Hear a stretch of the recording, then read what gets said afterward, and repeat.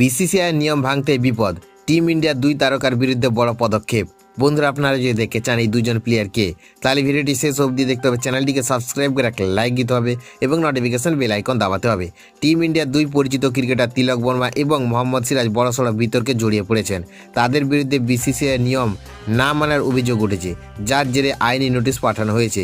Telangana cricket association বা TCA দাবি করেছে যে প্রস্তাবিত টি20 লিগের সঙ্গে 2 ক্রিকেটারের নাম যুক্ত করা হয়েছে, অথচ এই টুর্নামেন্টের জন্য বিসিসিআইয়ের কোনো আনুষ্ঠানিক অনুমোদন নেই। শুধু তিলক ও সিরাজ নয়, প্রাক্তন ক্রিকেটার আম্পাতি রায়ডু এবং জনপ্রিয় অভিনেতা বিজয় দেবরাগোন্ডা ও ভেঙ্কাটাসকেও নোটিশ পাঠানো হয়েছে।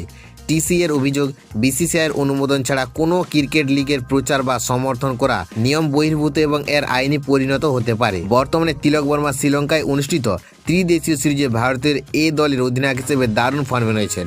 অন্যদিকে মোহাম্মদ সিরাজ সম্প্রতি ব্যস্ত আন্তর্জাতিক সূচির পর বিশ্রামে আছেন।